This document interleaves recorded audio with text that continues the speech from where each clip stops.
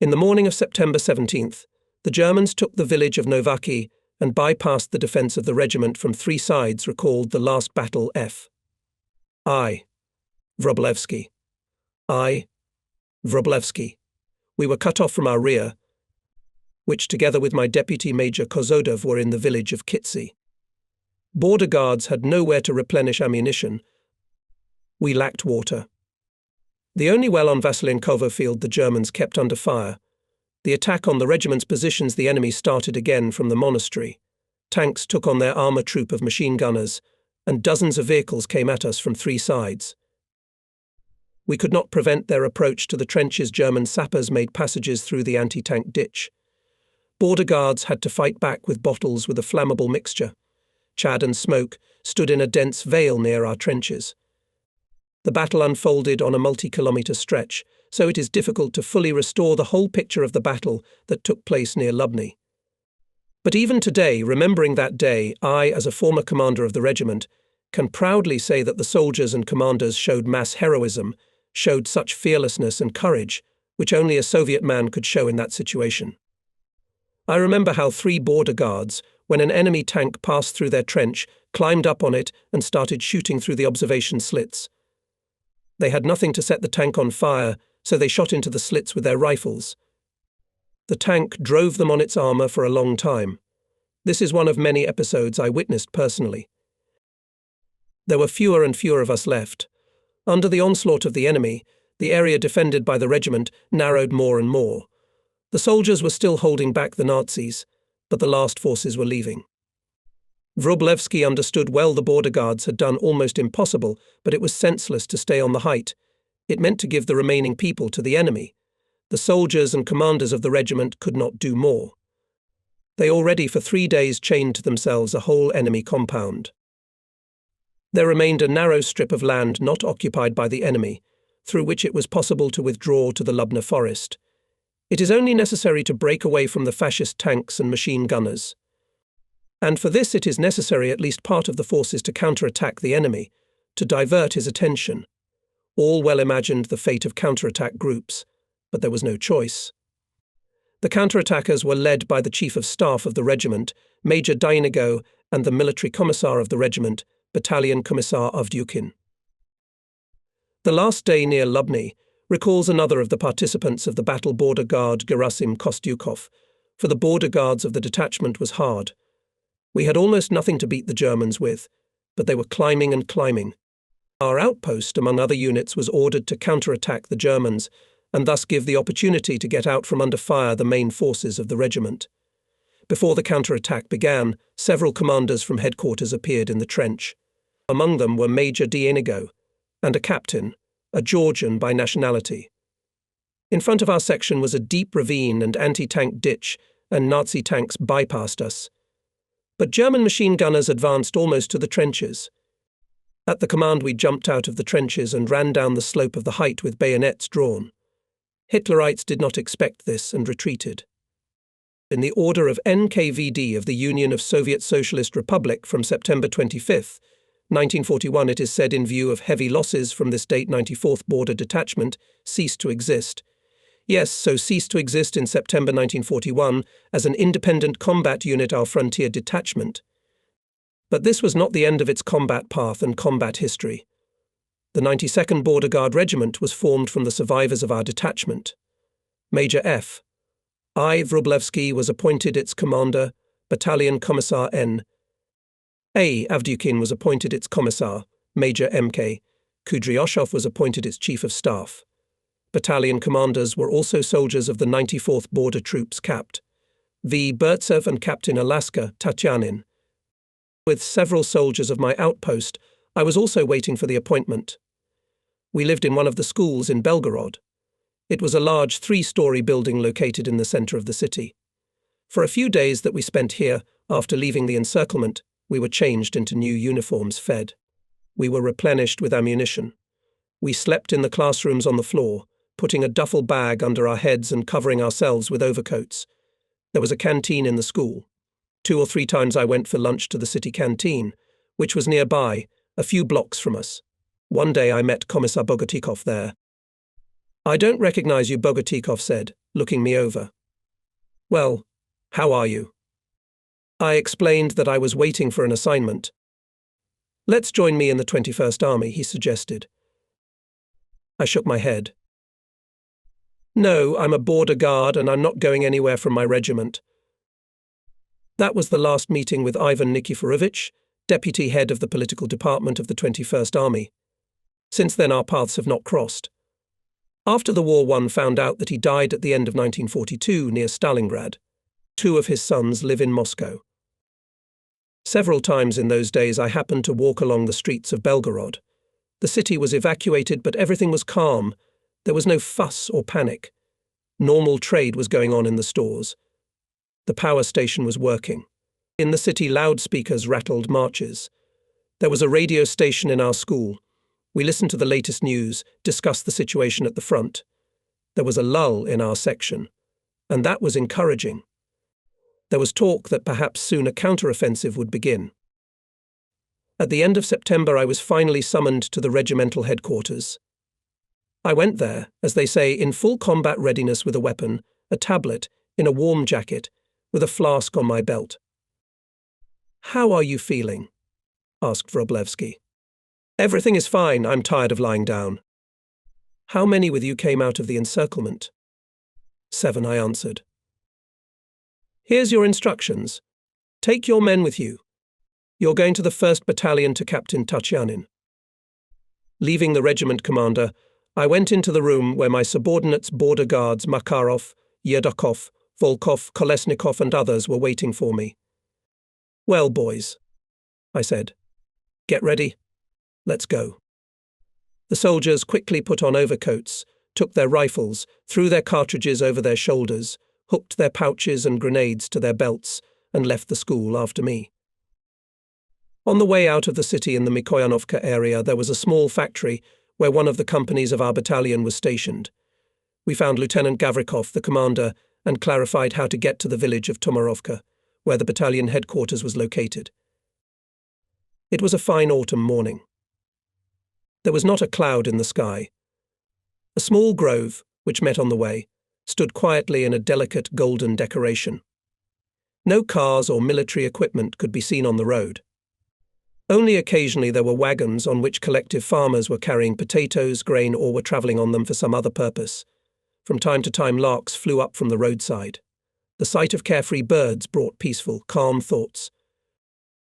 We walked briskly along the harvested fields, rejoicing that at last we would be in business again, that our frontier detachment, only renamed into a frontier regiment, continued to exist, that in general, though the Germans had squeezed us out, but their blitzkrieg plans, despite the seemingly significant first successes, had failed. It was long past August, the last month of the war, according to Hitler's forecasts, but neither Moscow nor Leningrad had fallen. The battles were becoming disadvantageous for the German invaders, protracted character. For 2 months Odessa was defended. The enemy unsuccessfully stormed the Crimean Isthmus. For a month and a half he could not break through in Luga direction. He was stopped in the far north, on the rivers Svir and Volkov. It was felt the pressure of Hitler's troops was weakening. The enemy was clearly exhausted, though it was still strong. By evening we stopped in one of villages on the way to Tomarovo. In the house where lived a lonely old man and an old woman, we settled down for the night. It turned out that they had 2 sons at the front and a daughter, and no letters. Anyway, we got to talking. We told them how we'd come from the border, what battles we'd fought in. "And we survived," Falcons, the old woman lamented. "Maybe ours are alive too." The old man took out some photos. "Look, Commander, have not met where these—" I looked at the photos and shook my head. In the morning we continued on our way, and in the afternoon we came to Tomarovka. At the entrance to the village we were met by patrolling border guards and meticulously checked everyone's documents. It was a pleasure to observe this. There was no carelessness. Everything was strict, frontline style, borderline style. There was a sentry at the battalion headquarters. Again I had to take out and show my ID card and prescription. I saw Captain Tatyanin for the first time. When I entered the house, he was discussing something with other staff workers. After reading the order, the commander squinted his eyes and, smiling slyly, remarked, "Apparently there was a misunderstanding. I have all the company commanders are. But after all." I pointed to the prescription. The battalion commander once again reread the paper and shrugged his shoulders. Something they mixed up there, and suddenly said, "But I could use a platoon commander. The first company lacks one platoon." I stood, thinking about the situation that had suddenly created. Of course, not very happy about the prospect of getting instead of a company platoon. After all, I was the head of the outpost, which, if you translate it into army ranks, the company commander. Besides, I had participated in battles. Apparently, that's what the regimental headquarters based their recommendation on. But there was some kind of a misunderstanding. What to do now? Not to argue with Captain Tatyanin, who had nothing to do with it, and not to walk back 50 versts to the regimental headquarters. A platoon is a platoon. And waving my hand, I told the commander half jokingly, half seriously, "It does not matter what rank to be in, as long as to beat the Germans." Tatyanin smiled and told me to find Junior Lieutenant Vasily Gorbanov and report to him that I was at his disposal. He was the commander of the 1st Company. We knew Vasily Gorbanov from our joint service first in the 20th Slavuta and then in the 94th Smolensk Border Guard detachments. He was born in Kuibyshev and worked as a school teacher before being drafted into the border troops. Just before the war, he finished a 3-month course for junior lieutenants and soon became the head of an outpost. Now, in the course of combat operations, he was promoted to company commander. I introduced myself to Gorbunov, but he waved his hand. What formalities are there? Almost immediately, he admitted that it was difficult for him to command the company and manage operational and service activities, and asked me to help him. We worked amicably. Gorbunov was a combat commander, energetic, courageous, and this to some extent compensated for the lack of knowledge and experience. The political commander in the company was Senior Political Commander Lavrenov, a calm, balanced man who had served earlier in the 20th Slavuta Border Detachment as a secretary of the party bureau, and then in the 94th as a political commander of one of the outposts. We also knew him. In the first battles, Lavrenov showed himself with the best side, showed courage and bravery. And the deputy commander of the company was also our comrade in arms, a man of great savvy and bogatier strength, Lieutenant Ilya Vasilchenko, who was in the 94th Border Guard Detachment Assistant Chief of the operational post. He was also in the battles near Popelnya, Elisavetovka and Lubnya. The platoon commanders were unfamiliar to me. Lieutenant Osaulov was drafted from the reserve, and Lieutenant Ryatsev had previously served in the internal troops of the NKVD. I was very glad that my subordinates, border guards of the 10th Outpost, other soldiers of our and neighbouring border guard units, who had passed, as they say, through fire and water, continued to be with me in the platoon. My assistant in the platoon was Konstantin Tilian, a former foreman of one of the outposts of the 92nd Peremyshal Detachment, who fought in Peremyshal under the Horns, and more than once went up to counterattack the enemy. Makarov, Kolesnikov, Volkov, Yedakov were enrolled in the platoon. I knew these people well, experienced them in battle, believed in them without limits. I believed in their fearlessness, exceptional discipline, readiness to fulfill any order. After all this time they performed the most difficult tasks, and in a new environment you could rely on them. And in other units of the regiment continued to serve former border guards of the 10th, Outpost Petty Officer Mikhail Vashinin, Sergeant Vasily Borisov, Peter Dmitriev and others. Never once had to blush for them. All of them selflessly fulfilled the duties assigned to them, showed selfless devotion to the cause, and when a difficult hour came, fought to the death with the enemy and died as heroes. At the end of September, the situation at the front continued to be tense.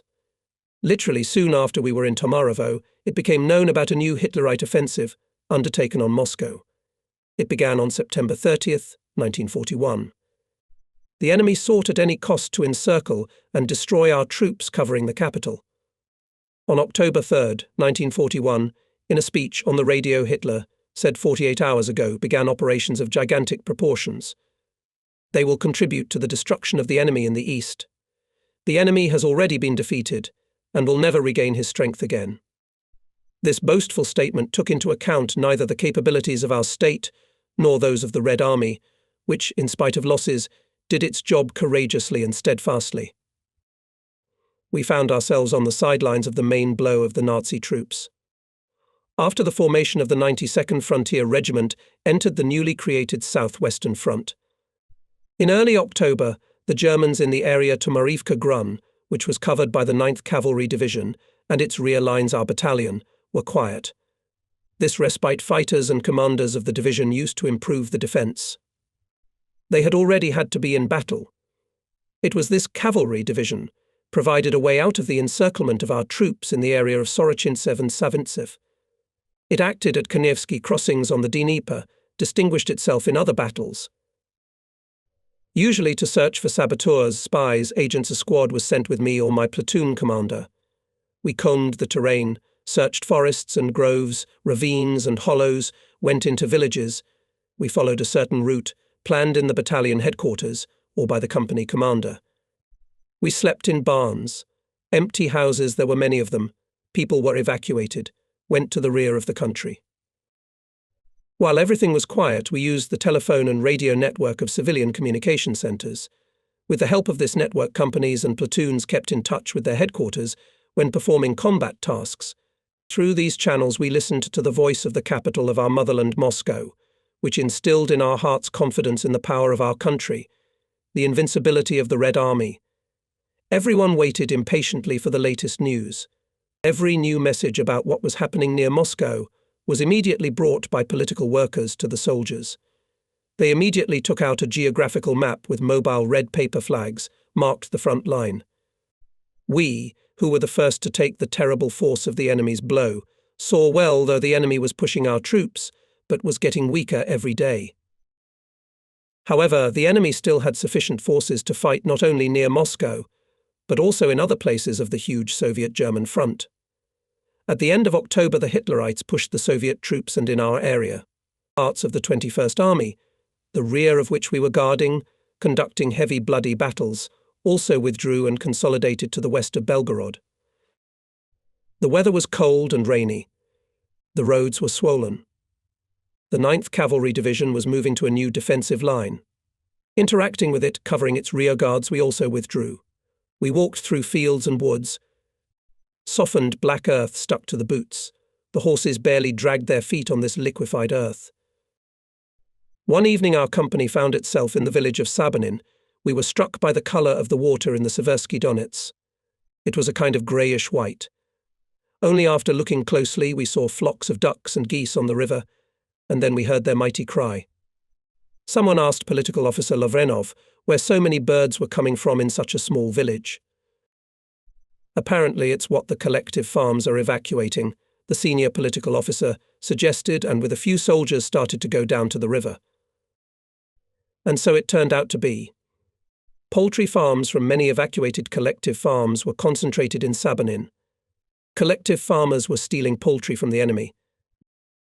As soon as we were in the village, the company commander ordered me to look for representatives of the local authorities. Taking with me the squad commander Sergeant Kishinevsky, I went to the board of the collective farm. It was located in a small house on the central square. When we went there, we saw many people discussing something animatedly. "Hello, where can I find the chairman of the collective farm or village council?" I asked. The man sitting at the table answered, "I am the chairman of the collective farm, and here he is." The man pointed at his neighbour, the chairman of the village council. I came closer. "Ah, the border guards are here, so tomorrow the Germans will be here," said a short man sitting next to the chairman. "Well, it is not necessary," I tried to object. But the man smiled good-naturedly and continued. "Don't take offence, believe me, I know. I come from almost the border. So it is not the first time I meet with border guards. There is no one behind you. Yesterday afternoon the cavalry rode through the village and went beyond Seversky Donets. Today you've come, so tomorrow we'll wait for the Germans." There was truth in the stranger's words. Border guards, as a rule, were the last to leave. This was seen by the inhabitants of many towns and villages, heads of party and state bodies. Apparently, the man who spoke to me was from the western parts of the country. That's why he perceived our appearance in such a way. As if summarizing our conversation, I said, "Comrades, chairman of the collective farm and village council, you are requested to come up by our command." Company Commander Gorbinov and political officer Lavrinov informed the local leaders of the actual situation and advised to evacuate everything that could be evacuated beyond Seversky Donets. "We have a lot of fish in the stakes. What to do with it?" asked the chairman of the collective farm. "At night drain the water, and in the morning distribute everything to the collective farmers," recommended political officer Lavrinov. At dawn the company left the village. On the steep western bank we went down to the river, and then someone asked in surprise, "Comrades, where has the river gone?" Instead of wide shoulders, which were here yesterday, reeds and sedges rustled under our feet. Only a little ahead, among a set of small square pits, like a thread, a stream no more than 1/2 meter wide was winding. Somewhere on the muddy-bottom golden carp were jumping in dark puddles. This was all that was left of the collective farm's fishery. Politruk Lavrinov explained to the border guards what had happened, and then, turning to the company commander, said, "Aye, and the chairman well done. He left neither birds nor fish for the Germans." "Yes, he worked hard," said Lieutenant Gorbinov, "so hard that we didn't hear. Really well done." "What is Hitler counting on?" Lavrinov said suddenly. "How can he break such a people?" And answered himself, "No, he can't." The company commander nodded his head in agreement. We crossed the shoal Donets and entered the broken, swollen from the rain, which was still falling, field road. In 2 hours it was lost among the fields, and then it ended at blackened straw stacks. Further on we went along the field. The soaked black earth was so sticky to the feet that it seemed that lead plates were suspended from the boots. Soaked to the last thread and exhausted, we spent the night in some village. By the end of the next day the company reached the Korocha River. However, even here we did not stay long. The order came to withdraw to the Oskol River. Somewhere ahead of us followed 2 companies and the headquarters of our battalion. More and more often on our way met freshly dug trenches, anti-tank ditches, in many places half flooded with water. It was felt that everything was prepared for defence, but apparently in the current situation to occupy this line was unprofitable. Our regiment again went out to protect the rear of the 21st Army. This army was formed in April 1941 in the Volga military district. A week before the treacherous attack of Hitler's Germany on the Soviet Union, its troops began to redeploy to the territory of the Western Special Military District. The war caught most of the compounds in echelons, stretching along the railroads from the Volga to the Dnieper. On July 1, 1941, the army deployed along the Dnieper from Mogilev to Rychitsa, and on July 13 began the offensive in the direction of Bobruisk. Hitler's General A. Philippi in the book Pripyat Problem wrote the right wing of Army Group Center lagged behind. It was still in mid-July delayed at the border Krychov-Rogachev, not being able to break the increasing resistance of the 21st Army of the Russians north of Gomel. Now the 21st Army was gaining a foothold on the banks of the Seversky Donets. The battalion headquarters and our company settled in the district center Chernyanka, Kursk region. It was a large urban-type settlement with 1-story wooden houses. In it were located the leadership of Chernyanka district, 2 collective farm boards and 2 village councils. The days of the celebration of the 24th anniversary of the Great October Socialist Revolution were approaching. Residents of Chernyanka were preparing to meet the holiday. They tidied up their houses, whitewashed them, swept yards and streets. For us these days were filled with cares. Just now the battalion headquarters received information that a group of suspicious people appeared in the village of Nilushi. Our platoon was raised on alert. We rushed to the village. We questioned the locals, talked to the chairman of the collective farm. All of them said yes, they were there, they took the food and left, but no one knows where they went. For 4 days we travelled around the area until finally we came upon the trail of this group. The saboteurs shot back, but in the end they were forced to surrender. We returned to Chernyanka on November 6th in the afternoon. On many houses hung red flags, and in the centre of town, in the square, slogans were visible. The soldiers and company commanders were stationed in the building of one of the schools. There we also stayed. With impatience, everyone was looking forward to the evening. The eyes of the border guards were fixed on the wall, where a bulky black loudspeaker hung. The local radio station was about to start broadcasting. Would Moscow say something? Finally, there was a slight crackle in the loudspeaker, and then the announcer's voice announced, "Attention, Moscow is speaking." Everyone held their breath. The solemn meeting of the Moscow Council of Workers' Deputies with the party and public organizations of Moscow was beginning. A few more moments, and from the speaker came a familiar muffled voice. Stamping every word, Stalin spoke about the results of the first 4 months of the war, the failure of Hitler's plan for a lightning victory, the reasons for the temporary military failures of the Red Army, the tasks facing the army and the Soviet people. "The German invaders want to have an extermination war with the peoples of the USSR, said Stalin. Well, if the Germans want to have an extermination war, they will get it. Unlike Hitler's Germany, the Soviet Union and its allies are waging a war of liberation, just designed to liberate the enslaved peoples of Europe and the USSR from Hitler's tyranny. But in order to realize these goals, it is necessary to crush the military power of the German invaders. It is necessary that our army and our navy have the active support of our entire country, that our entire country and all the peoples of the USSR organize themselves into a single fighting camp, waging together with our army and navy a great liberation war for the honor and freedom of our motherland, for the defeat of the German armies. That is the task now. We can and we must fulfill this task." Stalin ended his report with the words, "Our cause is right, victory will be ours." We applauded, shouted hurrah, felt as if we were there, at a solemn meeting in Moscow. The whole evening we were impressed by the speech we had heard. And someone dropped a thought out loud, which was then discussed for a long time among the soldiers and commanders: would there be a traditional parade of troops on Red Square tomorrow? The majority agreed that due to the exceptional nature of the situation near Moscow, there would be no parade. There was no time for parades, they said. Now we had to beat the Germans. What was our surprise in the morning, when we heard the amazing news the parade of troops on Red Square took place. In full combat readiness, units and subdivisions were passing through Red Square past Lenin's mausoleum to go straight to the front. We heard on the loudspeaker, where everyone was gathered again, the measured march of regiments, the mighty roar of tank engines, and listened to what was happening in our native Moscow as a harbinger of the coming victories. In Chernyanka, a rally was also held on the square, at which a representative of the district party committee and someone from the collective farmers made a speech.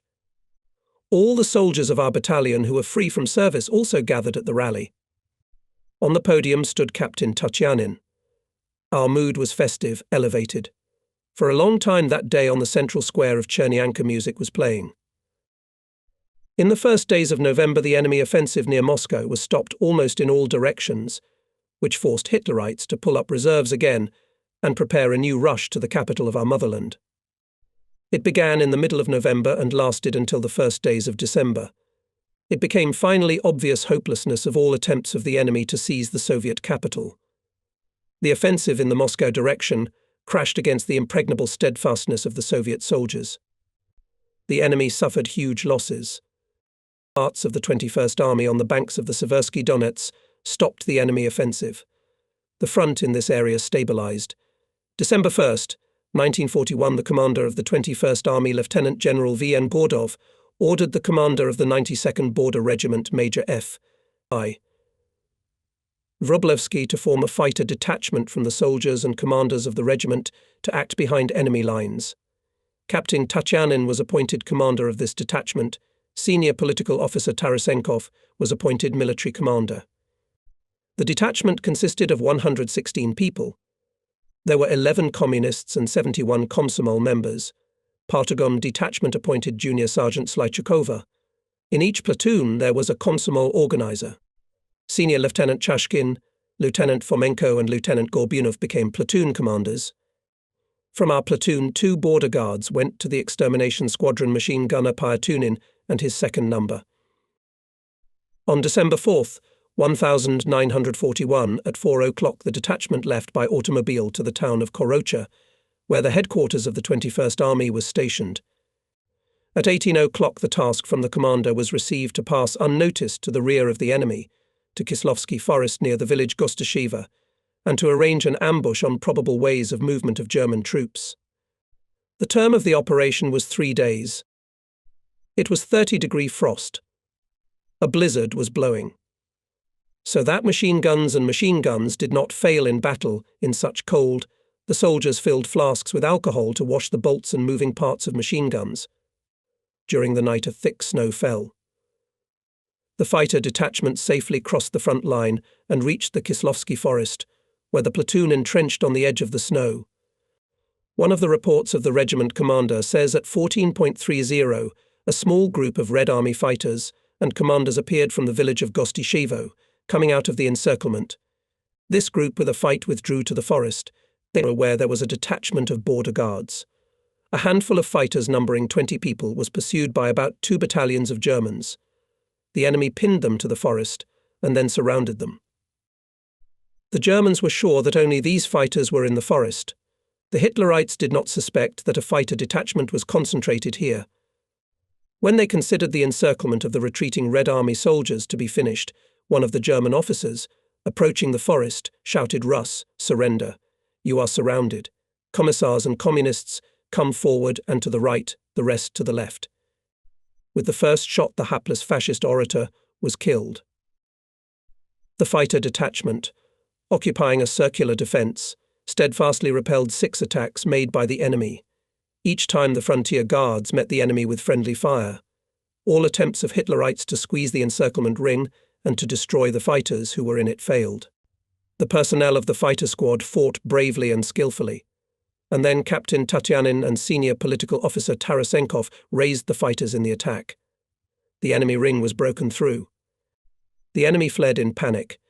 More than 200 killed and wounded fascists were left on the battlefield.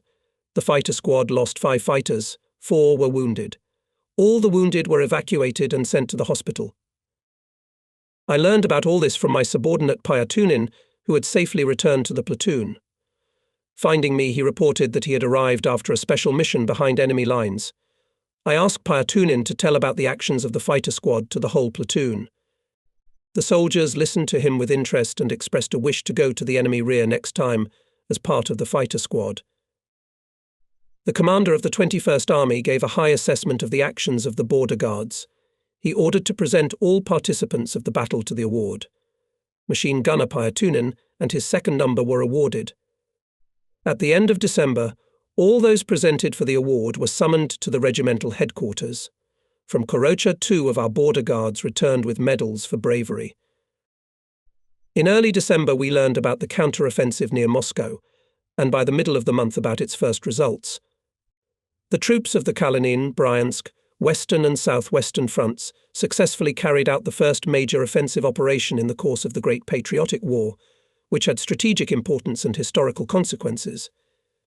As a result of persistent battles, the Soviet troops liberated from the German fascist invaders 11,000 settlements, including the cities of Kalinin and Kaluga, eliminated the danger of encirclement of Tula. The enemy was pushed back from Moscow for 100 to 250 kilometers. The immediate threat to the capital of our motherland disappeared. Hitler suffered the first major defeat in the Second World War. The myth of invincibility of the German armies was finally dispelled. At the end of December 1941, the Military Council of the 21st Army decided to send another, more numerous extermination squad to the rear of the enemy. It included over 100 border guards and more than 200 Red Army fighters, led by Captain Zakatov. Encouraged by the victories near Moscow, the fighters with great enthusiasm went to fulfill a responsible task. Headed the fighter squadron Captain Nikolai Viktorovich Burtsev, which, as the reader remembers, mentioned in his letter Sasha Zaitsev, a young scout, which Captain Burtsev sent to the city of Lubny. N.V. Burtsev, a native of the town of Kovrov, was drafted into the army in 1932. He graduated from the Border Guard School, served as a chief of outpost. in the 94th Frontier Detachment Nikolai Viktorovich arrived in March 1940 after graduating from the Frunze Military Academy. Literate, brave, well-oriented in a difficult situation, he quickly made thoughtful, correct decisions.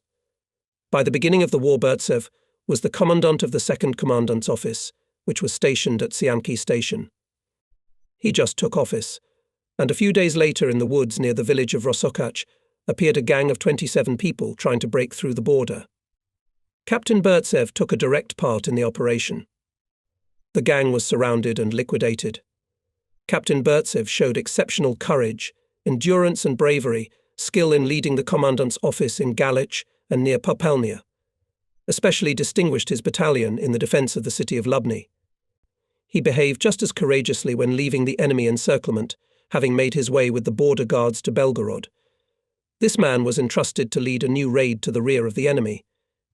The report of the regiment's headquarters to the Rear Guard Department of the Southwestern Front says on December 27, 1941 at 15.30 the commander of the 21st Army gave an order to the fighter detachment to infiltrate through the front line at night from December 28 to 29, to go to the area of Stanovoy Tract to settle the highway Kharkov-Belgorod-Kursk, to destroy the passing enemy reserves on this road.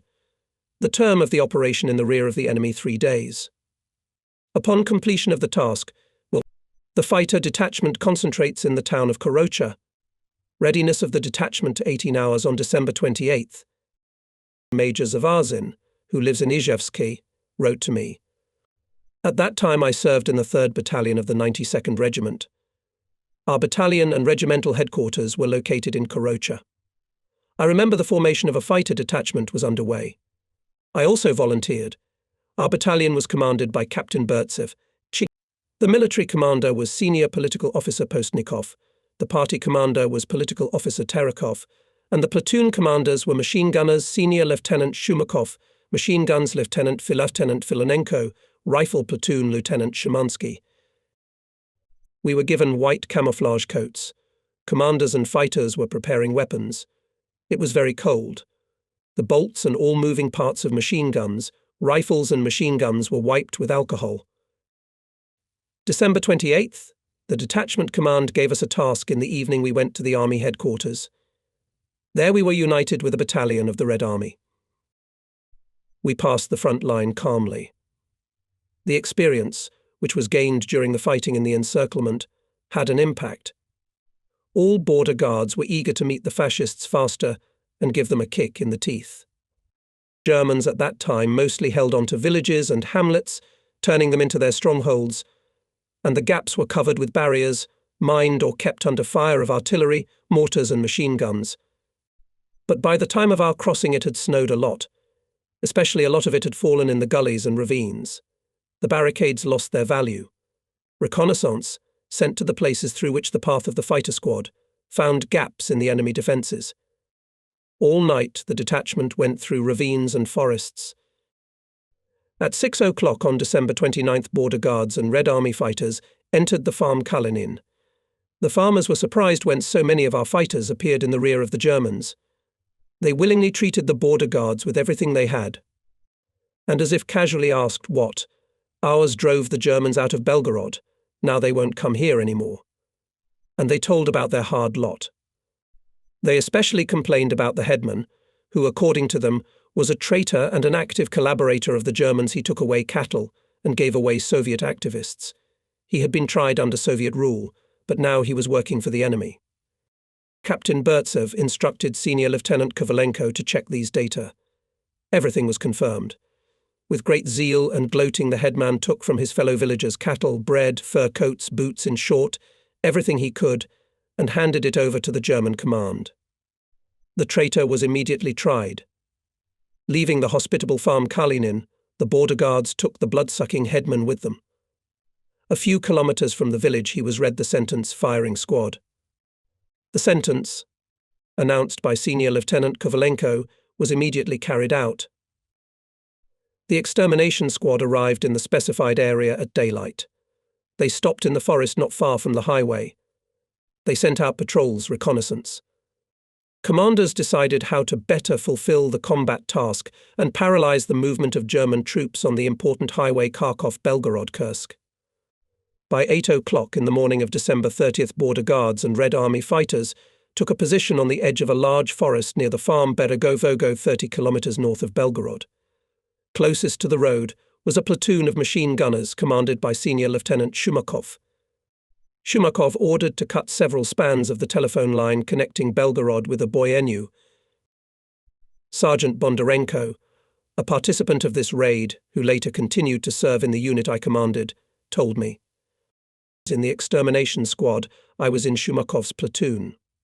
We occupied a circular defense in the forest. The senior lieutenant placed observers on the edge of the forest, the rest of the fighters entrenched. In the center of the defense was the command post of the detachment. We did not know exactly where to expect the enemy from Belgorod or from Oboyan, but we understood that Hitlerites will certainly appear on the road, as fields and woods were covered with snow. I don't remember how long we lay there, as our observers reported. On the road from Oboyan, an automobile is approaching. "Do not open fire without a command," ordered Senior Lieutenant Shumakov. The distance between the car and the platoon was rapidly shrinking. 150 meters. It's time. Shumakov gives the signal fire. At point-blank range hit the machine gunners and machine gunners. 12 Hitler invaders were gone. And again came the frosty silence. The soldiers were talking. Not enough, we cut them down. At 15 o'clock now from Belgorod, 2 enemy cars approached the forest. At the destroyed communication line, the Germans stopped, got off the cars, began to find out why the wires were torn. Fire. Lieutenant Filonenko commanded his machine gunners. One by one, the grey figures of fascists fell on the snow-covered Kursk ground. Automobiles burst into flames. A passenger car was frozen not far away. The chauffeur put his head down on the steering wheel. A German officer fell out of the door. And again everything went quiet. The soldiers brought a sack with service mail and letters of Hitler's soldiers. In the report of the regiment's headquarters it says 16.00. From Belgorod on the road detected an enemy column, an armoured car and 7 vehicles with infantry. The column stopped 400 meters from the lying border guards. The armoured car opened fire. Up to 2 companies of enemy soldiers turned in a chain and attacked the southwestern edge of the forest. In the fierce battle the enemy was demoralized and fled in panic to the village of Penki, leaving more than 140 killed and wounded. Captain Burtsev's fighter detachment fulfilled the task set by the command. Border guards and fighters of the Red Army concentrated in the tract Stanovoye. At night they withdrew to the east. The detachment was again in the farm Kalinin, located far from the roads. After sleepless nights and intense fighting, people were tired and cold. It was decided to give the personnel a rest and the next night to go to their own. Having set up a combat guard, Captain Burtsev allowed the rest to settle down in the houses. A blizzard was blowing. It was bitter frost. It was difficult to assume that in such a wilderness the enemy would attack the trail of the detachment. But it happened. Reinforced infantry battalion of Hitlerites stealthily approached the farm. The fascists broke into the southeastern outskirts of the village, where the Red Army soldiers were located. A fierce street fight ensued. Border guards under the command of Captain Burtsev rushed to the aid of Captain Zakatov's men. Bold and decisive counterattack, Germans were knocked out of the farm. Then the fascists, having blocked the exits from the settlement, began to methodically bombard it with mortars. Captains Burtsev and Zakatov decided to break the ring of encirclement. They raised fighters to the attack. In several places the barriers were crushed.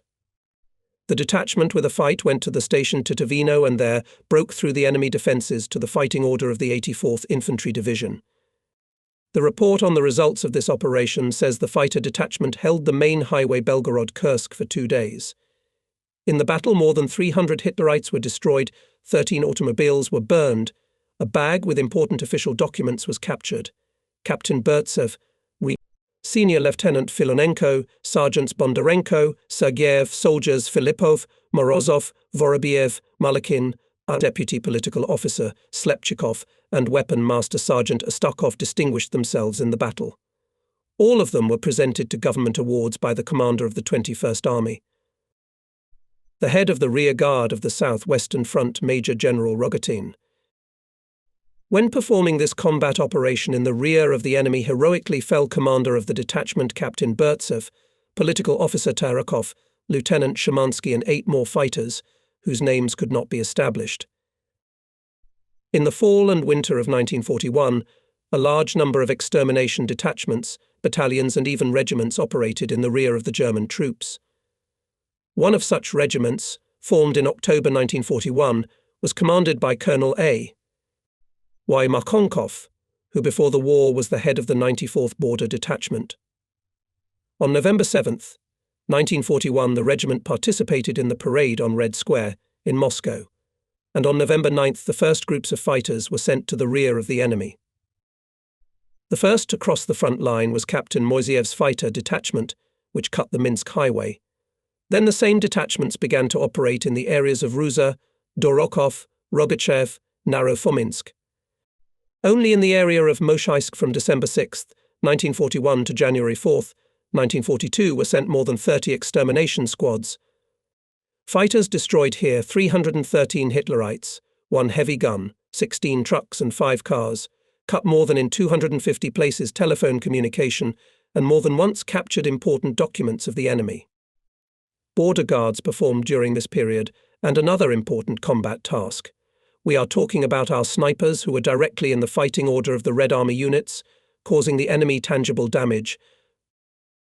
So in the combat orders of the 21st Army, our border snipers were lying on the snow-covered fields of Belgorod region for 2 months, tracking down Hitlerites. Every day they increased the account of the destroyed fascists, for killed our comrades, for destroyed towns and villages, for the blood and tears of mothers they took revenge on the enemy, making their contribution to the defeat of the Nazi invaders.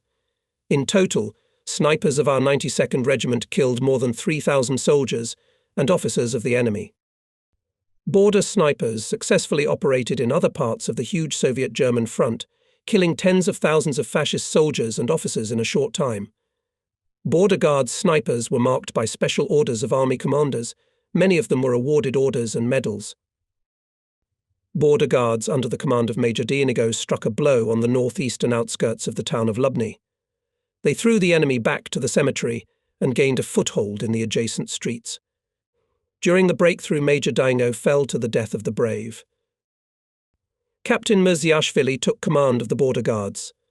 The enemy failed to assess the situation correctly and decided that all the defending troops were breaking through to Lubny. Tanks and infantry of Hitlerites rushed to the city. At this moment, the enemy was counterattacked by a group under the command of Battalion Commissar Avdyukin.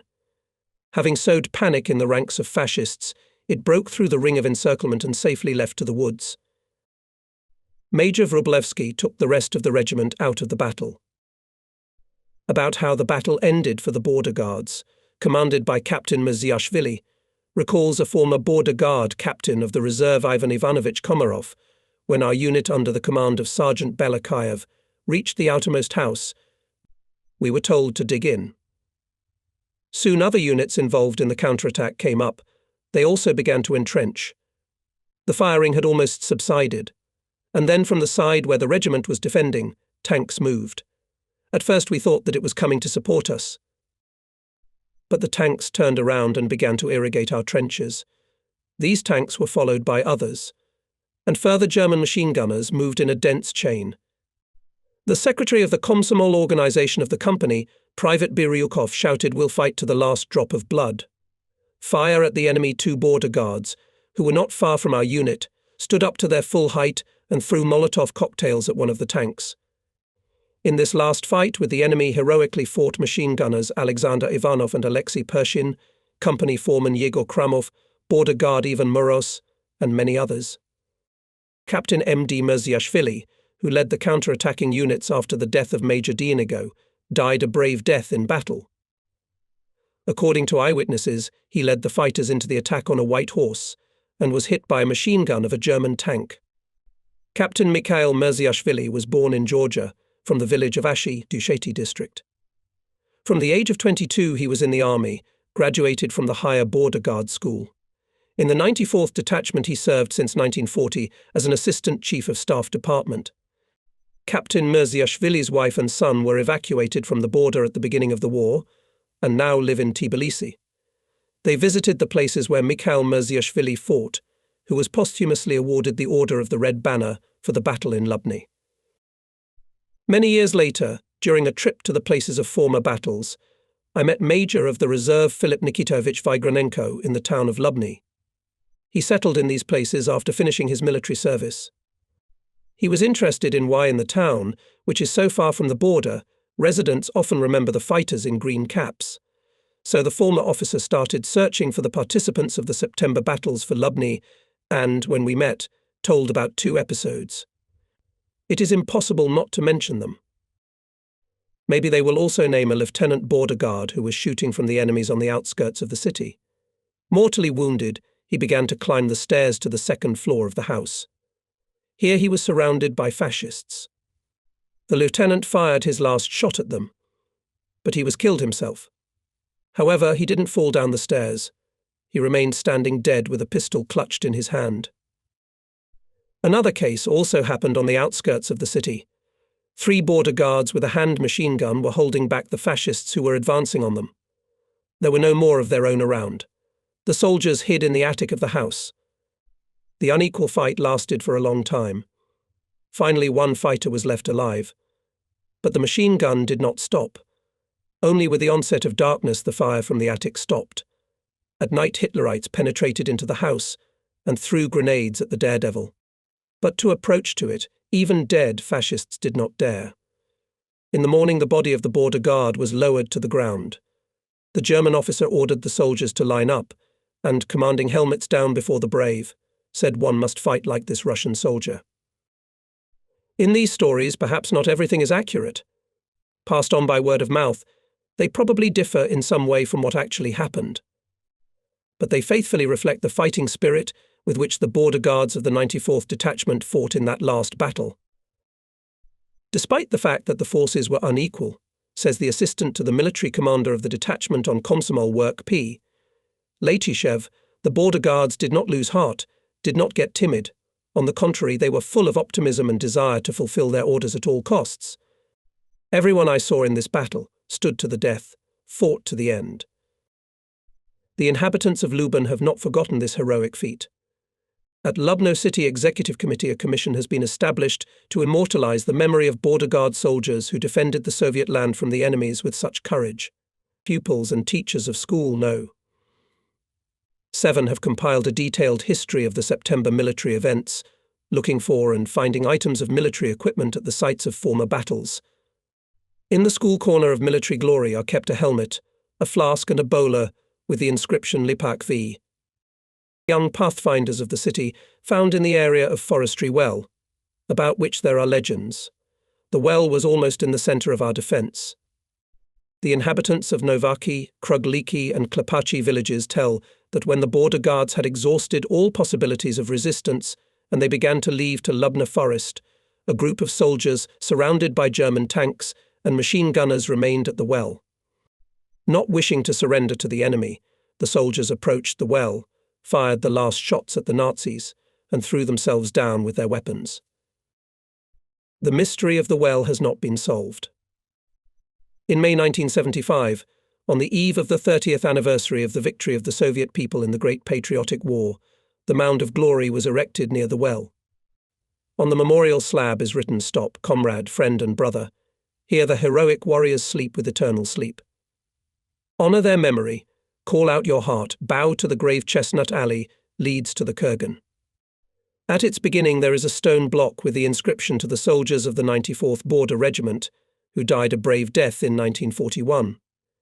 Eternal glory the names of many of those who at the cost of their lives kept the superior forces of Hitlerites at the city for several days, are unknown. In May 1968, to the day of 50th anniversary of frontier troops, in many city, regional and Republican newspapers, was published the material distributed by TASS about the fighting way of 94th Frontier Detachment. Many participants and eyewitnesses of the battles near the town of Lubny responded to it.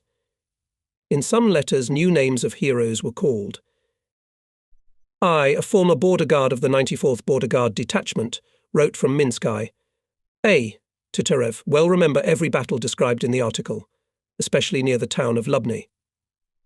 Left without artillery support, the border guards destroyed fascist tanks and armoured vehicles with grenades and Molotov cocktails. Many times we had to shout hurrah to engage in hand-to-hand combat. Especially I remembered Junior Sergeant Kapustin, who fearlessly fought together with soldiers of his department. About courage of Junior Sergeant Erin, border guards Lakachev and Subotin, who fought the enemy to the last cartridge, wrote former border guard P. Nikolin, who lives in the village of Kuznetsov, Chernyshinsky district, Perm region. And here is what I, Kocherga, a resident of the town of Lubny, reported. I remember well the battle near our town. Coming out of the forest, border guards with cries of hurrah occupied the entire outskirts of the city. They were poorly armed, someone with a rifle, someone with a grenade, someone with a bottle with a combustible mixture, but they were in a fighting mood, burning with desire to knock Hitlerites out of the city. Border guards captured the German headquarters, and having taken weapons and ammunition of Hitlerites who fled from there, moved to the center of the city. There they attacked the tanks standing in the streets. I still cannot forget this, now seeming almost reckless, desperate bravery. With unparalleled courage fought with the hated enemy on the fields of Lubninsk-China border guards of the 94th Border Guard, Detachment Sergeant Sergei Moscovoy Boris Filipovich, Sergeants Rusanov Sergei Mikhail Mikhailovich, Nikitin Mikhail Alexeyevich, Kryukov Nikolai Pavlovich, Sergeyev Alexey Ivanovich, Kapustin, Dernin, Border Guards Chernik Grigory Fedorovich, Vorobiev Alexei, Mokogon Mikhail, Potapov, Zolotarev, Timonov. All of them fell with the death of heroes. On May 28, 1968, on the day of the 50th anniversary of the border troops, on the place of the heroic battle Vasilenkovo Field, by the decision of Lubna District Executive Committee of the Council of Workers' Deputies, a monument was erected, the opening of which was attended by thousands of residents of the city and surrounding villages. On the granite pedestal is written to the heroic soldiers of the 94th Frontier Regiment, who died a brave death in the battles for the Soviet motherland with the Nazi invaders on 17.9.1941. Here are buried Captain Mziashvili Mikhail Dmitrievich, Platoon Commander Belotsakovsky Mikhail Sergeyevich, Junior Lieutenant Shur Nikolai Pavlovich, Sergeant Vorobiev Alexander Ivanovich, Junior Sergeant Igorenkov Mikhail Yakovovich, Private Ivanko Ivan Vasilievich, Private Ivanov Alexander Alexandrovich, Private Krugloye Fedor Alexeyevich, Private Likachev Alexey Alexantinovich, Private Mukin Alexander Alexandrovich, Private Smirnov, and 9 unknown soldiers border guards. Near the monument there is a plate, Dear Friends of Lubny. Lubny. We express our deep gratitude and sincere recognition for preserving the grave of Captain Mikhail Mziashvili, who died fighting the German invaders on September 17, 1941. Mziashvili's family. To commemorate the feat of the soldiers of the 94th Frontier Regiment, Lomanaya Street was renamed into Frontier Guards Street. An obelisk was erected in the village Krugliki, where the ashes of 58 soldiers together with the Chief of Staff of the regiment, Major Dynakolikar Filipovich, rest. There is a mass grave in the village Olshanka, where 8 border guards of the 94th Detachment, including 4 soldiers of the 10th Outpost, Sergeant Mikhailov Alexander Mikhailovich, Junior Sergeant Bogotayev Mitrofan Vasilievich, border guards Mikhailov Sergei Mikhailovich and Sychev Mikhail Fedorovich, who fell in an unequal, cruel battle with fascist tanks, sleep in eternal sleep. In December 1968, I received a letter from Kiev from Major General Kozlov, the head of the political department of the Western Frontier District. He wrote, as you already know, on September 4th this year in the village Olshanka reburial of the remains of soldiers of the 94th Frontier Regiment, who died in battle with the German invaders in September 1941. When opening the grave, several medallions were found. On the paper insert of one of the medallions we managed to read the following text: Treshenyuk Nikolai Fedorovich, born in 1921, a native of the Smolensk region. In this connection, I kindly ask you and your fellow soldiers to inform us whether Trishchenyuk or Trishchenko Nikolai Fedorovich served in the 94th Border Regiment, and in particular at your outpost. Employees of the Central Archive of the Soviet Army reported the shooter of the 8th outpost of the 94th Frontier Detachment, Trishchenyuk Nikolai Fedorovich, born in 1921, a native of Smolensk region, is listed as missing in action in September 1941. During the opening of the grave was also found a half-eaten crust from the identity card. On the piece of cardboard, which had crumbled from the touch, it was possible to make out the end of only one word ... Shov. A comparison with the identity card of that period showed that the syllable read was nothing but the ending of the surname of the person to whom the card belonged. In the staff duty book, kept in the Central Archive of the Border Troops, it was written Lieutenant Fursov, Chief of Communications of the Battalion of the 94th Border Detachment. The personal file of Lieutenant Viktor Semyonovich Fursov was also found. It said that he was born in 1920 in the city of Kursk. He graduated from the Border Guard School in 1941. On the last page there was also such a certificate in the battles in September 1941 he was missing in action. There is almost no doubt that the found crust from the ID card belonged to Lieutenant Fursov, because there was no other commander in the 94th Frontier Troops whose surname would end in owl. Apparently, Fursov died on Vasilenkovo Field, being a part of the control cell of the battalion commander Captain Mezhiashvili. In Lubny, another page of the combat exploits of the frontier guards of our detachment was opened. The rigger from the plant communer Nikolai Krivobok found out that in the garden of the local resident G.P. Kulik there is a grave where unknown heroes who died in the battles during the defense of Lubny in September 1941 are buried.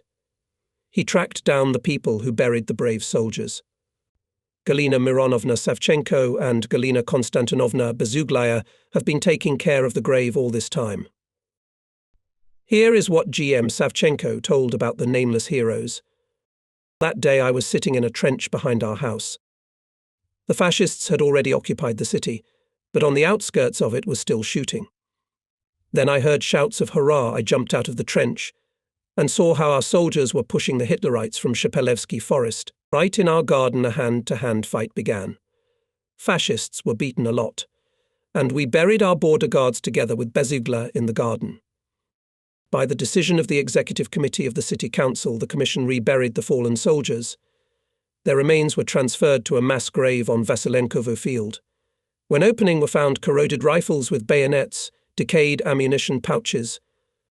Under a piece of overcoat cloth, a Komsomol ticket, a Red Army book, agitator's notebook, on the first page of which one could still read the words of the call, "Beat the fascist beast."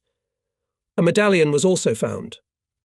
On the paper insert managed to read Ryabkov Ivan Ivanovich, Border Guard, born in 1919, a native of the Leningrad region. So another name of the hero, who fell in a cruel, unequal battle, was established. Together with Fedor Ivanovich Vrublevsky, Peter Andreevich Letishev, Vasily Alexandrovich Lebedev, Vasily Vasilievich Borisov, we visited the village of Novaki, where in the fall of 1941 was the command post of our regiment. How many new houses there are here now, what beautiful economic and administrative buildings. Collective farm fields are green, gardens are blooming. Even ravines with yellowed autumn grass, where border guards of the detachment held back the onslaught of fascist tanks, we recognized with difficulty. The appearance of the village Olshanka has also changed. There is no longer a church with a bell tower, from which fascist machine gunners pressed us to the ground. That place is now a club. And on the square is a monument to the fallen soldiers, border guards of the 94th Detachment, who came here from the Carpathian Mountains. Once I received a letter from a N. Zaitsev from Transcarpathia. Don't be surprised that a stranger writes to you. In 1968 in the Lubna newspaper was printed a note about a boy named Vichya, who helped the border guards in September 1941.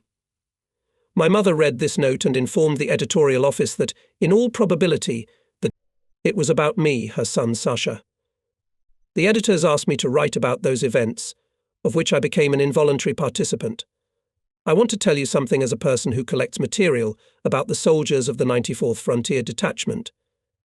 At that time I was 14 years old.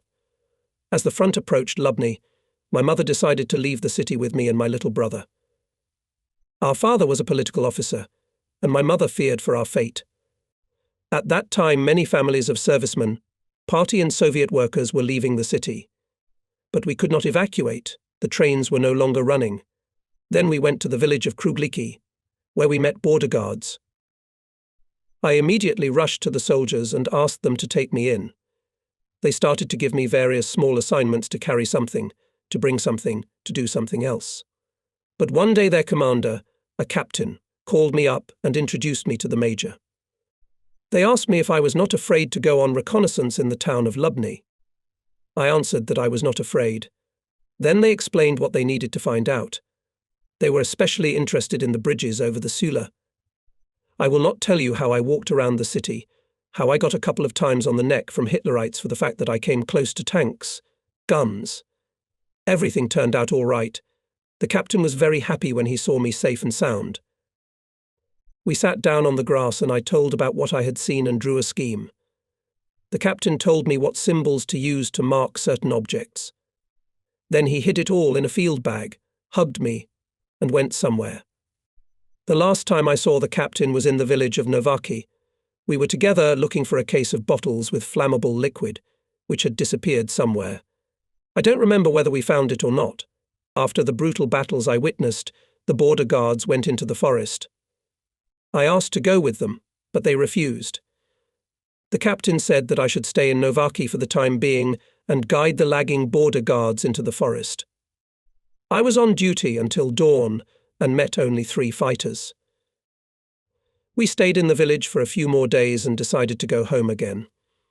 On the way we almost disappeared because of a trifle. In a hurry, my mother grabbed my father's tanker's uniform with cubes on the buttonholes. Ear German was checking the things. When he saw the uniform, he started shouting Kommissar.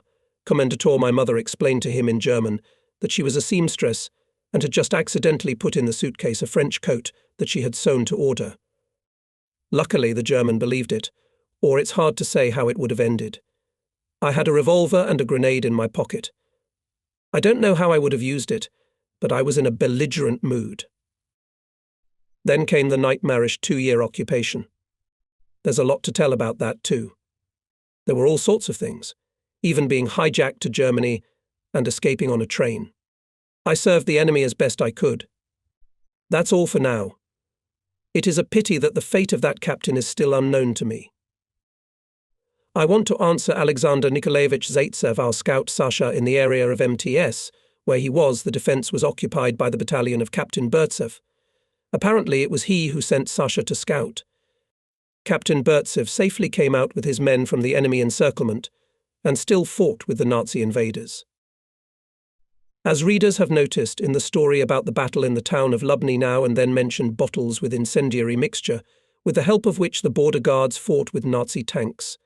It may seem, whether the author is not carried away by it. Where did the soldiers of the 94th Detachment get so many bottles that they are used here and there? Isn't the story about the bottles made up to make the fight with the enemy's tanks believable? There were Molotov cocktails, they were made in the city, but we didn't know who did it. What made it clearer was this letter deeply respected Mikhail Grigorievich.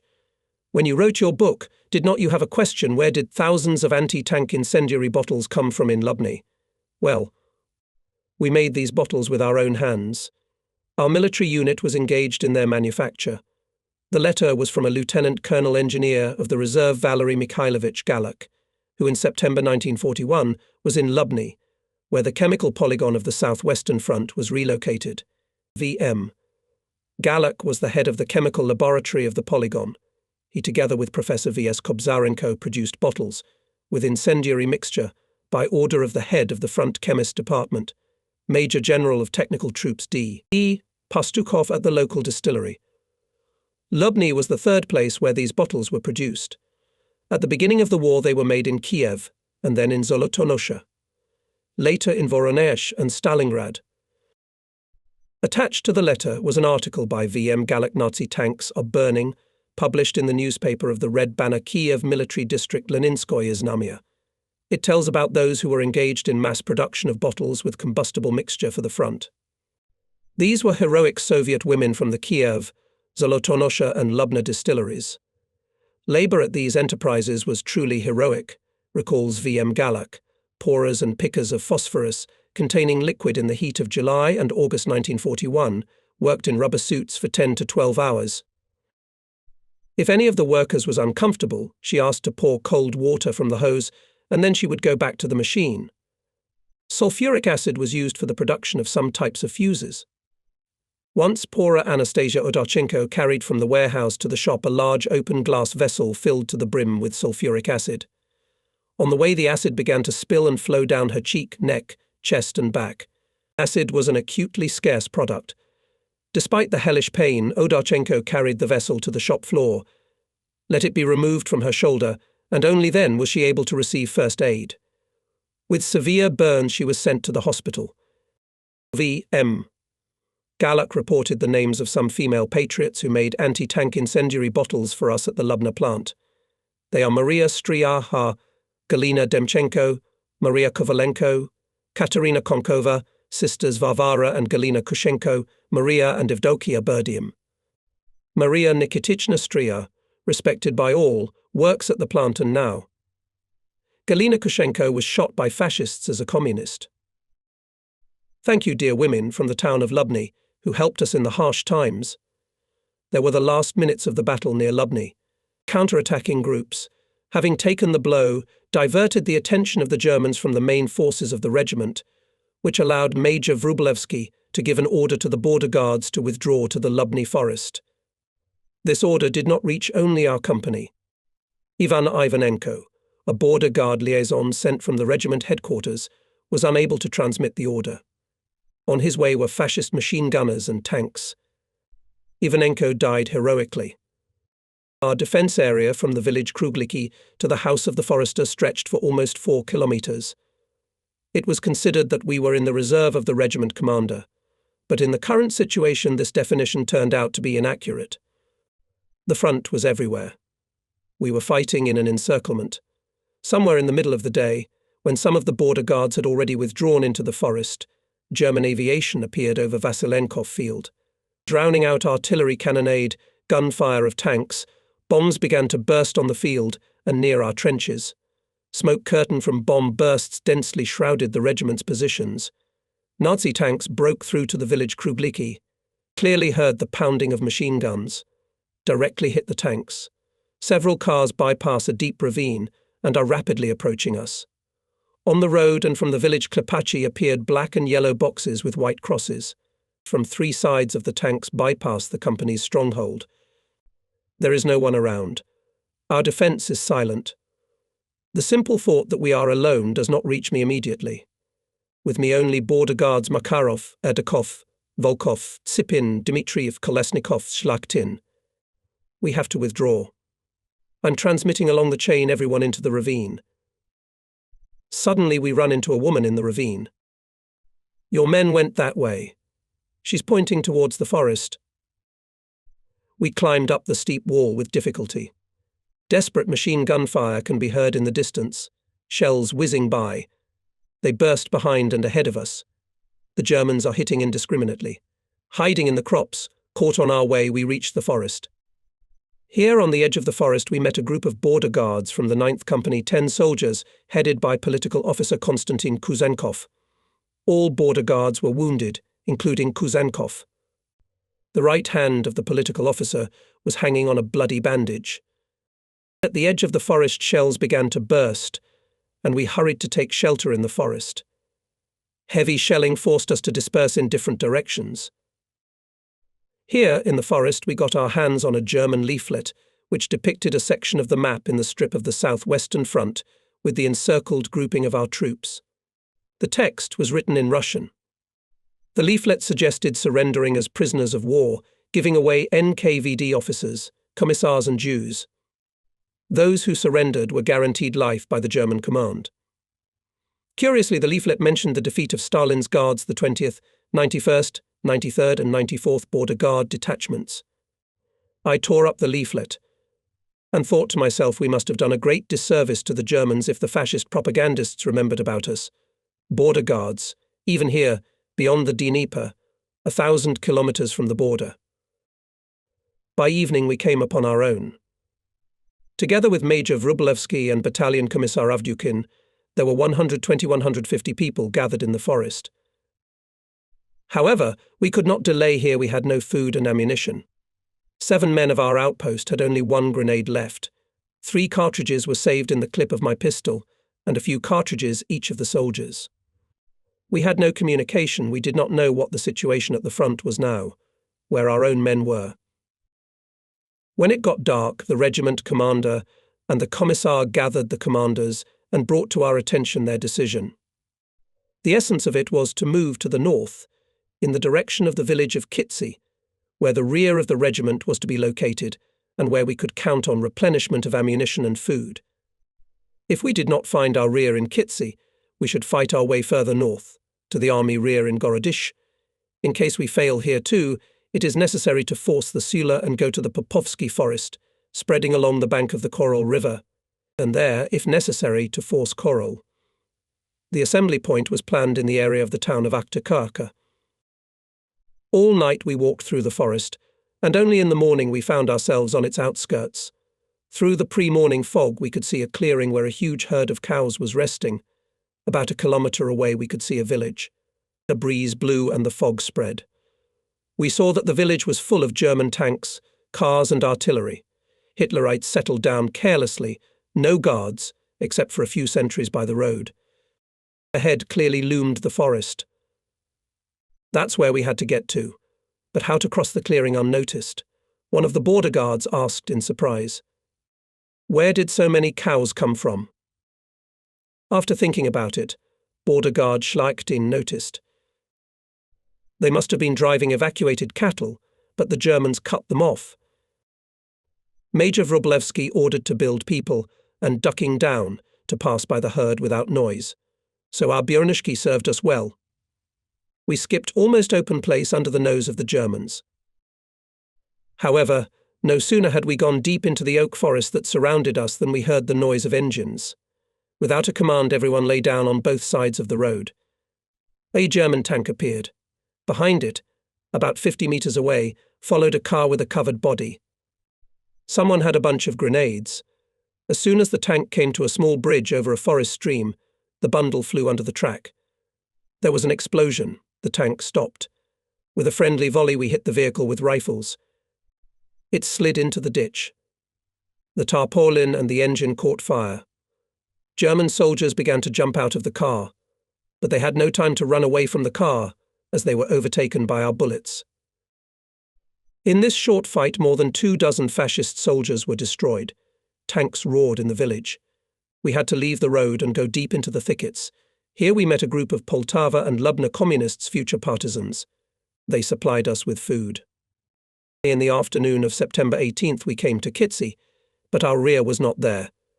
We moved to Gorodish, not knowing how dramatic was the situation for the whole southwestern front at that time. It was on September 18th that the withdrawal of the 37th Army from the Kiev fortification began by the decision of the Stavka. Front Commander General Kirponos decided to withdraw the main forces of the front from the encirclement. On the night of September 19th, General Kirponos moved from Pyryatin to Gorodishche together with the military council and the headquarters of the southwestern front. Battles began when in the fight with the enemy generals often entered as soldiers. A mine fragment in the grove Shumekovo, which is near the farm Dryakovshchina, was killed Front Commander MP Kirponos. But even in these incredibly difficult conditions, many brave, proactive commanders at the head of significant forces of units and formations managed to break through the huge thickness of German troops and go to their own. In the collection of documents Frontier Troops during the Great Patriotic War, there is a report note of the head of the troops to protect the rear of the southwestern front, Colonel Rogatin. He wrote how the border guards, who were in close proximity to the headquarters of the southwestern front, came out of the encirclement. The breakthrough of the German encirclement near the village of Gorodishche and the successful counter-offensive near the village of Luchki reported Colonel Rogatin. The main and major operations that provided the exit and withdrawal of a large number of personnel of various parts of the southwestern front. In the battles near the villages of Gorodishche, Sencha and Luchki, up to a battalion of German infantry was defeated, 4 medium tanks were hit, 2 anti-tank guns were taken and destroyed, 2 mortars and 80 pieces of mines were taken, 2 trucks were burned, 2 stores of ammunition for machine guns were captured and destroyed, 4 motorcycles and 17 German soldiers and officers were captured. Not knowing what events were happening on the southwestern front, in particular in the village of Gorodishch, we went there, hoping to replenish our ammunition and then continue to act based on the situation.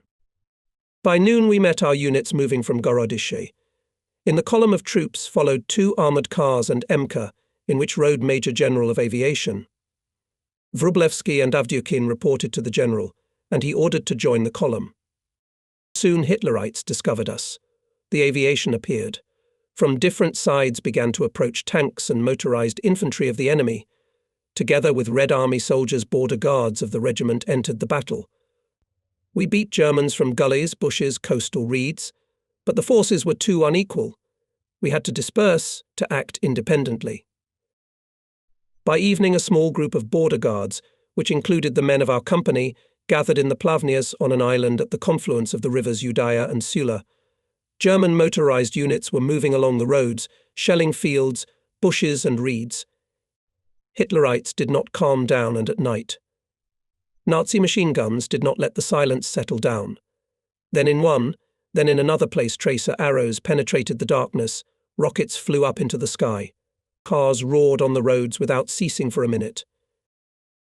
We lay in the wet grass and thought how to fight our way through. Dawn crept up imperceptibly. The rumble on the roads subsided a little. A thick fog hung over Uday and Sula. "We must cross the river," said Captain Rakoff, and turned to me, who is a good swimmer. "Look, there are 2 boats in the bushes on the other bank. Bring them here." "May I?" "Go ahead and swim," agreed Rakoff. With Astrakhan fisherman Makarov we went to the river. The Sula in this place is not wide, but deep, overgrown with algae near the banks.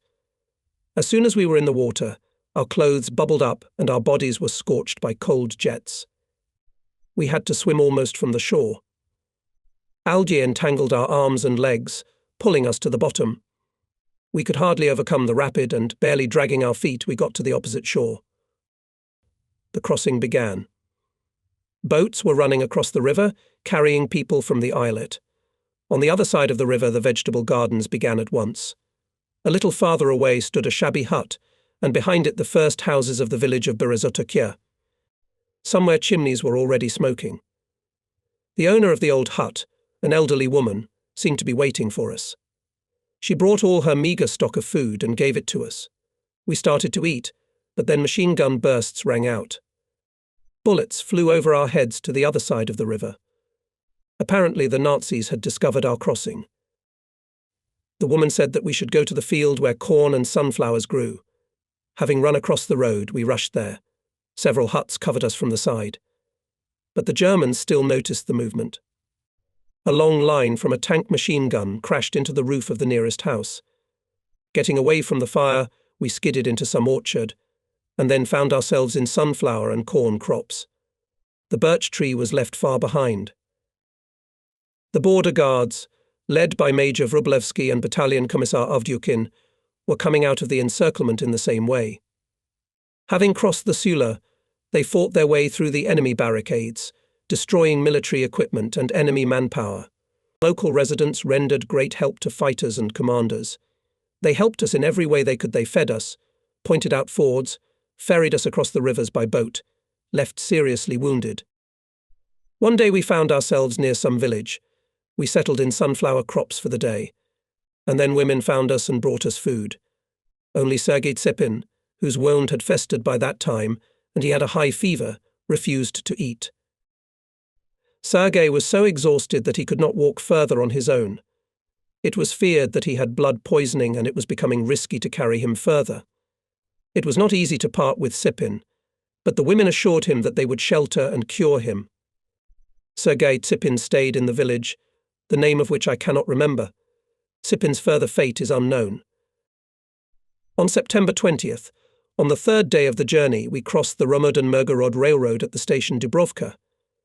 It was already dark, but silhouettes of houses loomed ahead.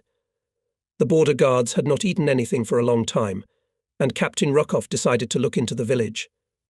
We reached the outskirts of the village. There were few houses in the thicket of gardens, and not a soul on the streets. We knocked at the outermost house. Silence. We went further. Makarov and I were in front, our platoon's men were behind us, and then the company commander Captain Rykov, Lieutenant Simonov, and border guards from Belotsakovsky's platoon with Petty Officer Parfanov. Having passed several houses, we found ourselves in a small alley near some farm. And then, as if from under the ground, a man grew up in front of us. He was dressed in our general's overcoat, but he had his cap down over his ears. A German. He stood like a mummy, confused or dozing. Only when we passed him and got 100 meters away he shouted, "Halt." Petty Officer Parfanov gave a line from his automatic rifle. In the village there was shooting. Flares flew into the sky, motorcycles rattled. At first we walked uphill, then we descended into a gully until the water sloshed under our feet. Behind us there was continuous shooting, rumbling of cars, flickering headlights. There was nothing to fight with the Germans. We had weapons, no ammunition. I had the only grenade, just in case. And the water kept coming. There was no way to walk. We began to be sucked in by the cold swamp. We stopped. No one could remember where we were going, to the west or to the east. The night was dark and cloudy. There was no way to orient ourselves. There was only one way out, to stand in the water until morning. When dawn broke, we saw the swampy floodplain of the river. Having got out of the water, we walked along the edge of the gully along the road. We walked for a long time. Finally, we saw the edge of a big forest. We hurried to it. To our surprise, there were many people in the forest, military and civilian. It turned out that it was Popov's forest. By evening, Captain Rukov ordered to allocate people and send them to the villages for food. From our platoon went Alexei Makarov and Alexander Yerdakov. They brought bread, boiled potatoes, cucumbers, and at the same time scouted where we could cross the Coral Ford. Having fortified ourselves, we began to make our way to the river. Coral was smoking with cold vapor of fog. One by one the border guards entered the water. Soon it penetrated into their boots, then reached their knees. It did not rise higher. The river was indeed shallow but wide. Its floodplains, overgrown with reeds and sedges, stretched for a long time. I don't remember how long we walked, but finally it stopped squelching under our feet. A little more, and we were sitting on dry ground, pouring water out of our boots. This activity had to be suddenly interrupted. The silence was broken by gunshots, and flares hung over the river. On the right and left, automatic rifles rang out. Quickly pulling on our boots, we ducked to the side. Now only the border guards of the outpost were near me: Makarov, Adakov, Volkov, Kuzmin, Kolesnikov. A little later Dmitriev joined, but somewhere Shlaktin lagged behind. The rest of the night we wandered along the fields until we came upon sunflower crops. We stayed there and waited for the dawn. That September day dragged on for a long time. The Germans were moving around on the roads, and not far away in the village we could hear the crying of children. From time to time dogs barked and roosters crowed. Toward evening Makarov turned to me. "Comrade Lieutenant, permission to go to the village for food." I hesitated. What if there were Germans in the village? I could starve for a day. As if guessing my thoughts, Makarov said, "But you do not worry, Comrade Chief, I will pass between the legs of the Krauts." "All right," I agreed. "Only take Kolesnikov with you." The border guards disappeared in the evening twilight, and we remained lying among the sunflowers, warily listening to every rustle. For some reason, when Makarov left, I remembered an incident connected with this border guard, which took place before the war. Makarov's character was not very strict, sharp-tongued, mocking, but his service in protecting the state border was impeccable. That was what disposes him. Soon after my arrival at the outpost, I began to send him as a senior outfit.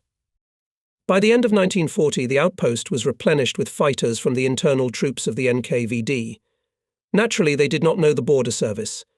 And one day, having arrived to receive a combat order to protect the border, Makarov reported, "Comrade Chief of the outpost, The border guard unit consisting of Red Army men Shlyaktin, Alexenko and border guard Makarov arrived to receive a combat order. At first it seemed that he just misspoke. But the next day Makarov reported that Shlyaktin and Alexenko were Red Army soldiers, and he was a border guard. Comrade Makarov, what is the difference between Shlyaktin's and Alexenko's uniforms and yours? Nothing, he answered. And why do you only call yourself a border guard? After all, they are also on the staff of our outpost. Yes, that's right, Makarov answered cheerfully. We don't look any different in our uniforms, but they are far from being real border guards, Comrade Chief. They take every bush for a border intruder. They're used to shouting at 100 paces stop, who's coming you can't get them out of it. Soon Shlyaktin, Alexenko and others who arrived at the outpost from the internal troops learned our harsh and disturbing border service, and Makarov stopped emphasizing his superiority over them. But in my memory this episode remained forever as a part of Makarov himself, a fearless warrior who never got discouraged, never lost heart, who fulfilled more than one of my assignments during the first months of the war, a skillful scout, a real border guard. Suddenly our messengers appeared from the other side. Comrade Chief, whispered Makarov, we have brought food. When we went to the village, there was a man lying in the sunflowers 1/2 kilometer away.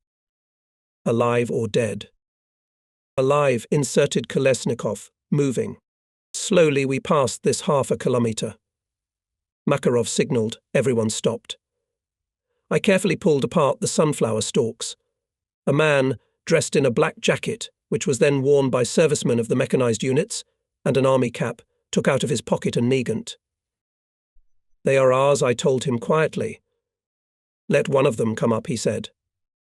I approached. Who are you? He asked. Border guards. I am their commander. Then the man rose from the ground with great difficulty. 2 orders of the red banner gleamed dimly on his uniform.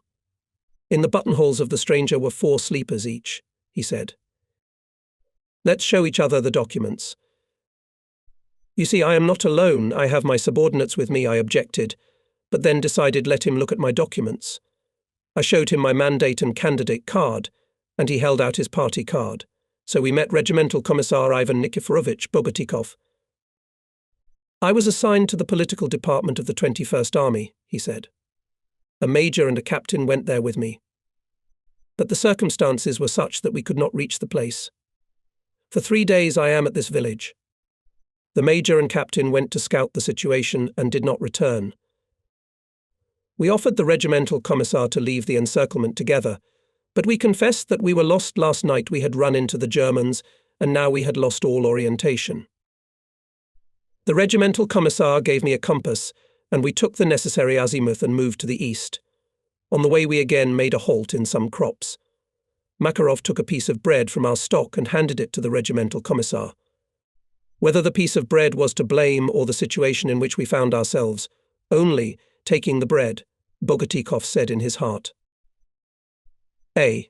What you've gotten up to, regimental commissar? You are sneaking around your native land like a thief. We went on our way again, and after a while we came upon 3 large haystacks, standing at a considerable distance from each other. We adapted one of them for sleeping. Simply we burrowed into the straw and fell asleep. Makarov woke me up. The sun was already high. Ahead, 500 meters away, there was a black forest, and a large settlement could be seen farther away. Comrade Chief, there are 2 soldiers sitting on the far haystack. Indeed, there were 2 soldiers sitting on the haystack, but it was difficult to make out whose soldiers they were, ours or the enemy's. They woke up the regimental commissar and reported to him that observers were seen on the far haystack. You know what, said Bogotikov, ours or strangers, now we have no time to understand. Let's better one by one quickly move into the forest, so it will be more reliable. Where we crawled, and where we ran, we reached the forest. Right at the edge of the forest there were 3 guns, next to them there were boxes with shells, and horses were grazing here. I thought the guns and horses were abandoned during the withdrawal of our units. But, having examined the guns, we were convinced that they were in good working order. Here it is, the equipment, standing in the forest and inactive, one of the border guards was indignant. But then Red Army men with kettles appeared from behind the bushes and, confused, stared at us. Regimental Commissar Bogotikov strictly asked, "Who are they? Why are the guns abandoned?" The sergeant answered cheerfully, "Comrade Regimental Commissar, we went to get breakfast in the kitchen. Why were the guns left unguarded? There are our observers in front on the haystack, and by the river the kitchen and the battery commander's command post." "All right," softened Bogotikov. "How to get to your commander?" Forest path we went down to the river. At the appearance of the regimental commissar commander jumped up and willingly began to explain everything that we were interested.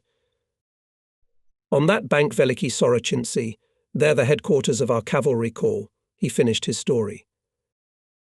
So on September 22nd, 1941, our almost week-long wandering through the enemy rear ended. At the headquarters of the corps we were informed that the assembly point for all those leaving the encirclement was in the town of Aktyrka. Having put ourselves in order and having said goodbye to Regimental Commissar Bogotikov, we left Veliki Sorochintsy. On September 24th, I and 6 border guards of the outpost arrived in Aktyrka.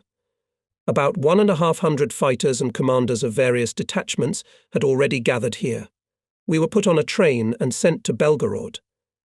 The assembly point was located in the schoolyard.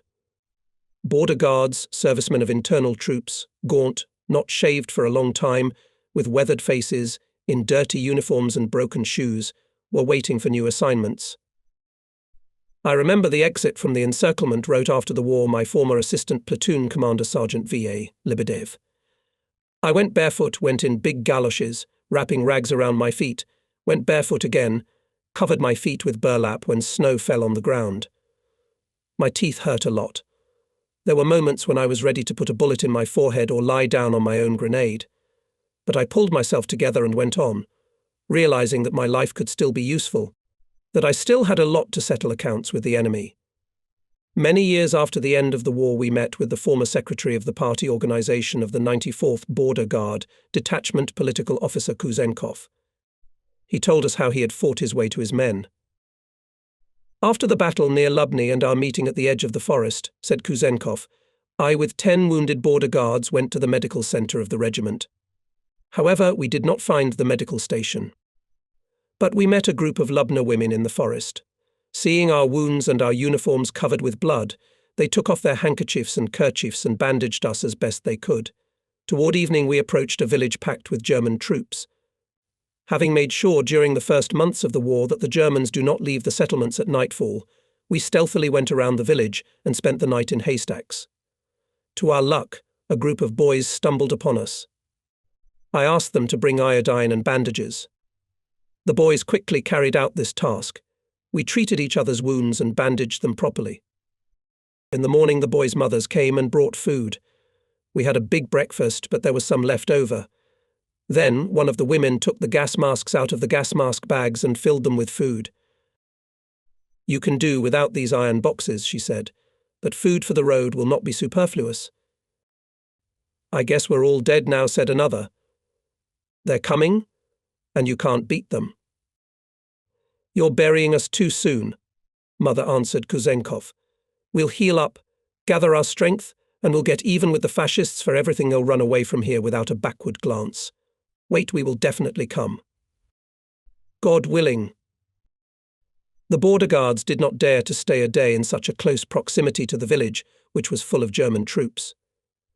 They said goodbye to the women, and in 3 hours they found themselves in a small forest, where they came upon their own.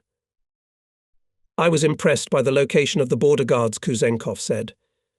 "They were lying on the ground as if someone had specially arranged them in rows, head to head, as if on bunks in a model barracks. The sentries were clearly on duty. Watchmen and commanders were awake.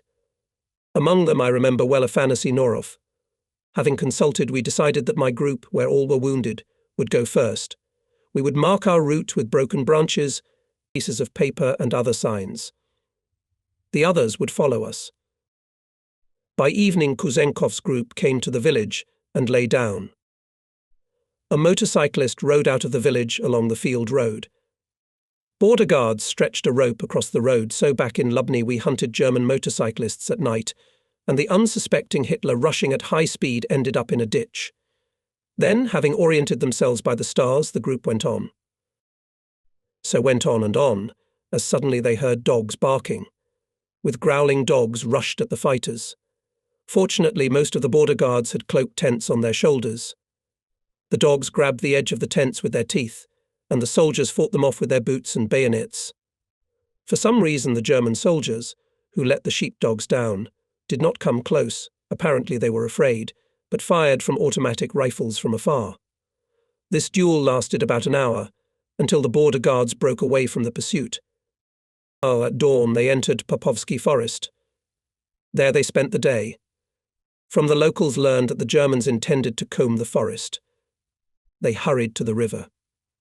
Here they were joined by a senior sergeant aviator and a wounded intendant of the second rank, the head of the topographic department of one of the armies. Kuzenkov's group forced the Coral River successfully. The night was dark.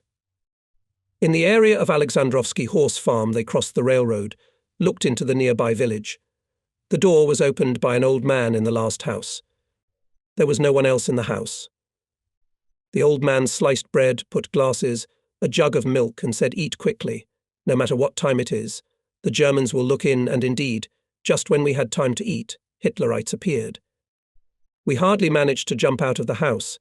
They settled down in straw stacks, and then German tanks crawled on the road. Suddenly our airplanes appeared. Bombs fell on the column of German troops.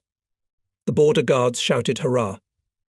The bombs precisely caught up with the targets, and the tanks literally broke apart before their eyes. The fighters were jubilant. At night the group continued its way to the east. They forded some more river and ended up in the village of Savency. Politruk Kuzenkov and intendant of the second rank were taken to General Pleve. He asked them to tell in detail where they were going and what they had seen. And then he thanked for the information, ordered to feed the fighters and provide them with the necessary medical care.